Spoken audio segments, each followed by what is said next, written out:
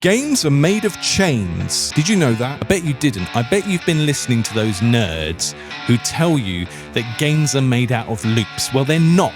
They're made of chains. Do you understand? Chains. Chains on our hands and our minds. Sorry, I got a bit carried away there. I'm just so excited about chains.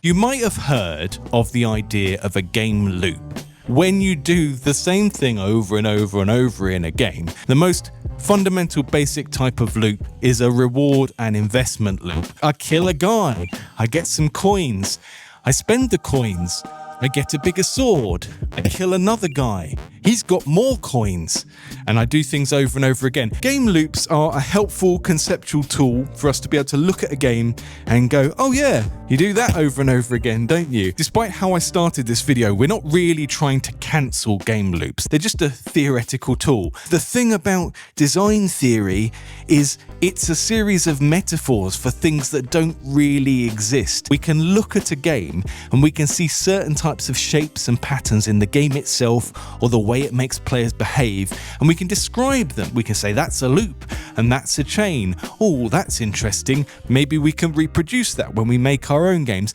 but they don't really exist. It's kind of like music. If someone understands musical notation, they can write down notes or they can read notes and they can say, that note is an A, that note is an F, that note is a Q. The music exists, we can hear it, we can recognize it as music, but the way of describing it is culturally specific and it's arbitrary. Game design theory is like that. It's a series of metaphors to help you understand the reception of the art when you listen to it or play it, and the creation of the art. Like, what are we trying to do when we make this thing? How have other bits of art done it? The problem with game loops is game loops don't really get us to an understanding of anything other than, oh yeah, games are repetitive, aren't they? Do something over and over again. And then you play someone's game and you go, oh, well, nice collecting coins, but it would be good to have something to spend them on. What you need is a game loop. Wow. Feels like it's of limited insight. It can be quite helpful to look at existing games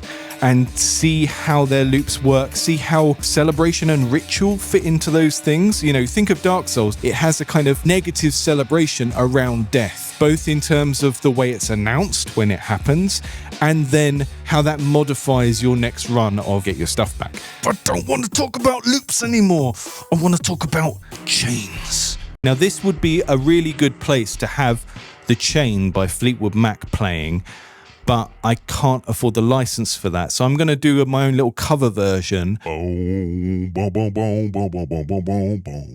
I think chains in games are interesting because of how they map onto emotion.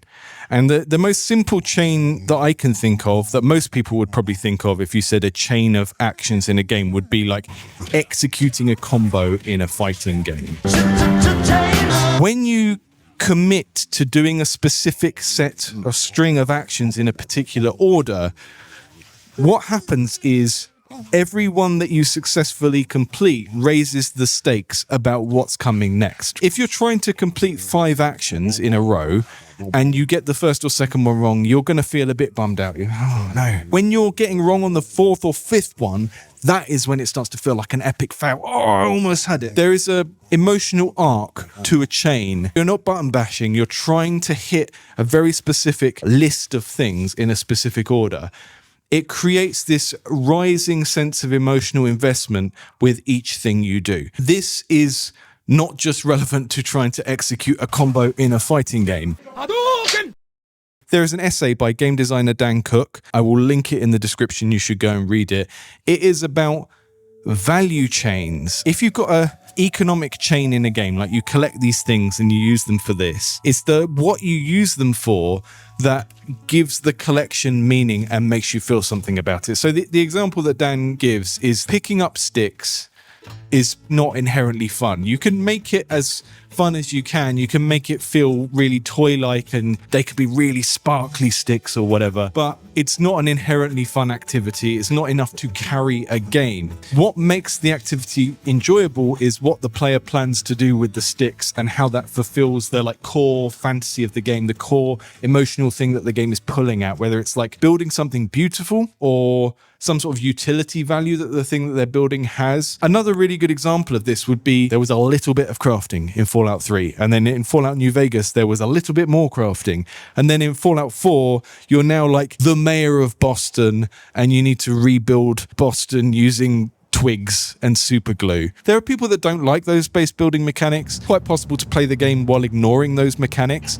But my experience of it was personally being able to build stuff out of the junk in the game changed everything. It meant that objects that previously were just a piece of junk to be collected and sold, and maybe you would think a little bit about like the cost to weight ratio of different objects as you pick them up, they were now imbued with a different sort of meaning, because now I'm trying to build the lighting for my 1950s Hawaiian Aloha bar, and I need to look out for items that have copper wiring in them. So I'm learning which fans and telephones have copper wiring in them. The destination of the chain that we know we're working towards changes the feel of engaging with mechanics earlier on, because knowing that I'm trying to rebuild Boston with twigs and glue means that every time I go into a place and I'm looting it, the decision space of what do I pick up, what do I leave behind is suddenly richer, because I'm not just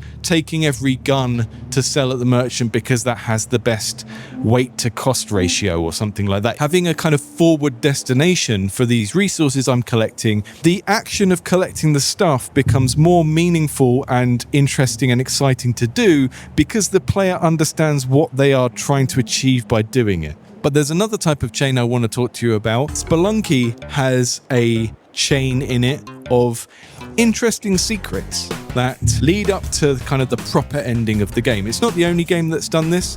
CastleVania Symphony of the Night had a similar thing. Basically, in both games, you can do what you think is completing the game, and then there's a hidden, better way of completing the game. In order to do it, you'd have to stumble across this chain of secrets, or you'd have to read about it online or something like that. I think that's cool. That's a chain where the player doesn't really know it's a chain, and I've been trying to incorporate some of these into the game that I'm currently working on. There are these fairies. They're reasonably trivial to spawn, but the first few times the player manages to spawn these fairies, they're not actually going to know what triggered it unless they read it on the internet. They won't really know how they did it. And the fairies will be part of a chain where if the player...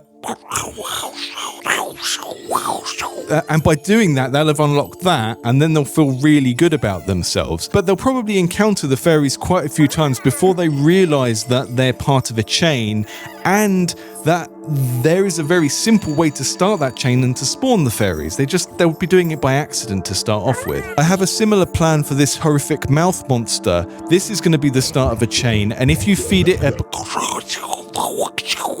I think this type of design is interesting in a systemic game like a roguelike, because the player is doing lots and lots of runs of doing the same thing, and that vastly increases their chance of just stumbling across the solution to one of these things. It's kind of how the chains work in Spelunky. It's how some of the puzzle chains work in Blueprints. I really like that feeling of you walk past something dozens of times before you realize that it's significant and it's been under your nose all this time, and then you put the pieces together and there's something really pleasing about that, and I love the depth that can add to a game which has relatively simple controls. The game I'm working on is just you jump around, you can punch stuff, you can pick stuff up and throw it. That's basically it. So these kind of mechanics where you have to spot an opportunity and you have to spot what conditions spawn the fairies, all of these kind of things are where my game is getting its depth, really. All right then, keep your secrets. Look guys, I know that you love loops.